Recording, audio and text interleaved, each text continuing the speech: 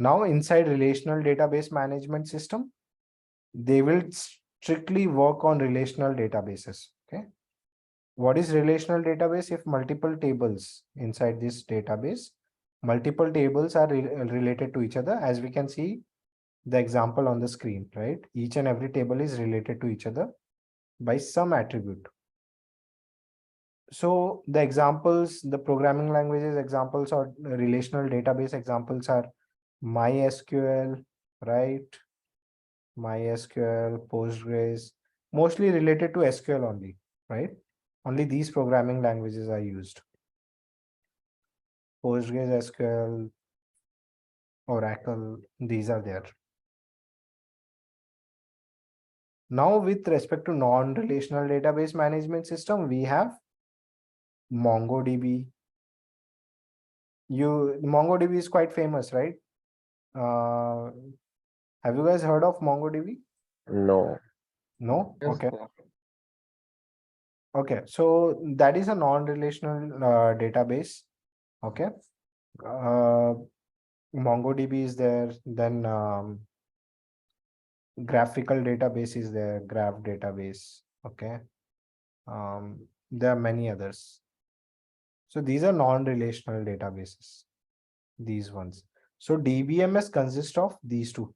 So this part, guys, difference between MySQL, PostgreSQL, and SQL Server. This is something which I'll cover once we are done with SQL.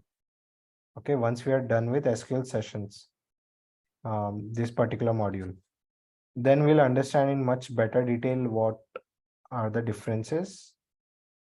They are very small. That we'll see.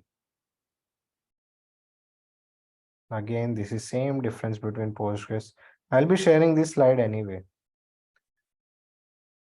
Yes, sir. It will be easy for learning. Yeah, that will be done. Okay.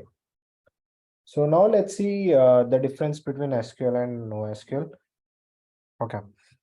So just now we spoke about SQL and NoSQL, right? What is sequential structured or sequential query language, and what is NoSQL? No structured query language. So SQL is used for relational database management system, and NoSQL is used for distributed database management system. Now, what is this distributed database management system? That we'll see.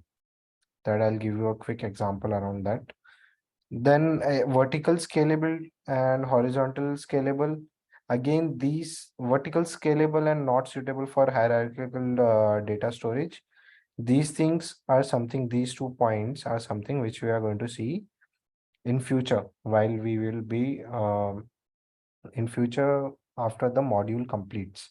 Then we'll have a better understanding on vertical scalable and horizontally scalable, what these two keywords means. Okay.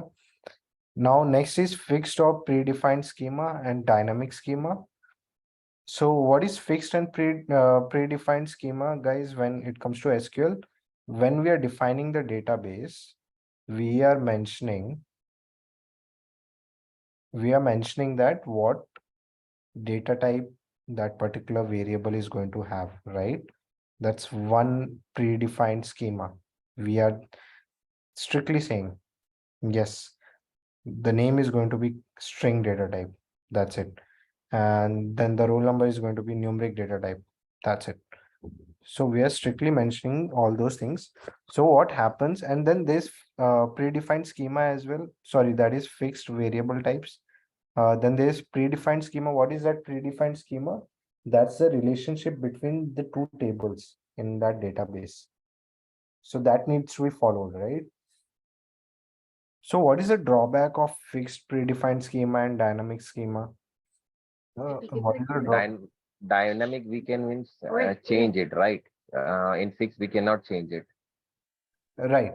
So when it comes to fixed or predefined schema, since there is some relationship and there is some data type of each and every attribute, right? Let's say I have a table already present over here, and we are following SQL. Okay, we are following this fixed and predefined schema. There's some name attribute. First name is there, Bhupi. And somehow when I'm calling this query, when I'm running a SQL query, new student name mistakenly he typed in, let's say, 32. That can't be a name, right? So mistakenly he typed in 32, some numeric value. Now while placing that value over here as a new entry point, SQL will throw error. No, it won't support a numeric value. It's a string variable. It's an object variable. It won't support. So to check that, right? It's making some checkings, right? It's doing some checkings at the backend. SQL DBMS is doing something, right? At the backend, predefined code is there in C language or C++ language. I'm not sure on which language SQL is written. So there's some predefined code over there. It's checking, it's running its logic and saying, okay, this can't, it will throw error. 32 can't be entered over here. So what is happening? That operation is happening, right, at the backend. So because of fixed or predefined schema, the speed is slow. Okay. Speed is less. Compared to whom? Compared to NoSQL. In NoSQL, in NoSQL, there is no predefined schema. Whatever you give, it will take straight away. Okay. Whatever you give, it will take.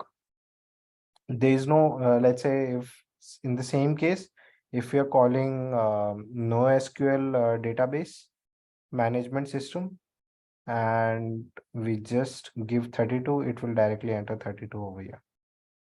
It won't check, it won't do anything. There's no data type to this particular variable.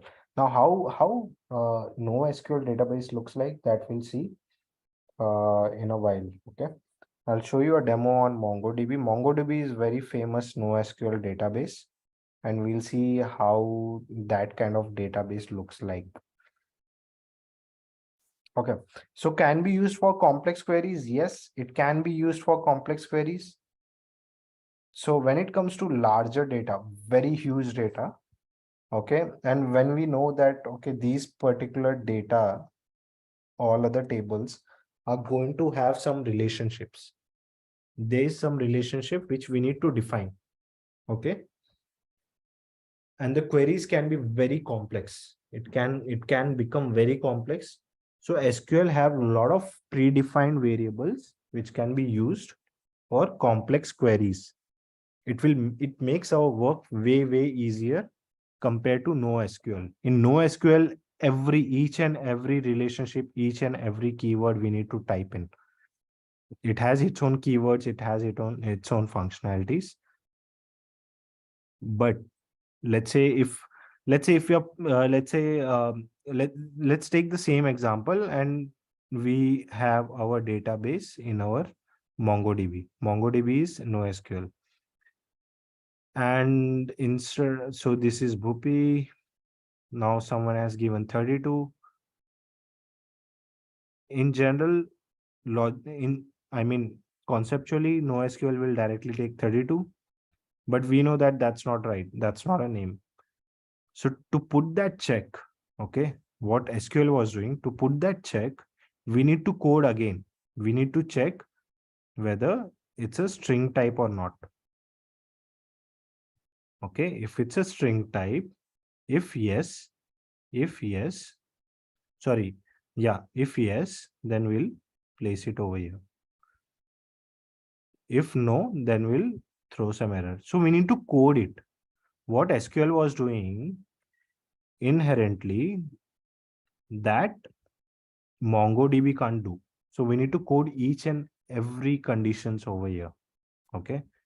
So that's why if it comes to complex queries, and if it comes to databases where some schema and some structure is already there, in that case, we'll use SQL straight away. So even now in industry, SQL is widely used. Okay, SQL is widely used more than NoSQL, because most of the data is structured data when it comes to. Can you guys think of Amazon, Netflix, or anything, any e-commerce website, OTT platforms, or any other websites. Amazon, Amazon as well. It has relationships, right? Let's say right, one user is there, then what he ordered. So that's a relationship, right? Some right, ID is there. Every user and has a relationship with some other database in at the back end. right. He save our data and he suggests what we had ordered. So he suggests basis on the previous order or our searches. Correct. So it has relationship. So most of the data in real world are sequential. They have some relationship. There has to be, otherwise machine learning won't work. So okay. So that's the difference between SQL and NoSQL. Let's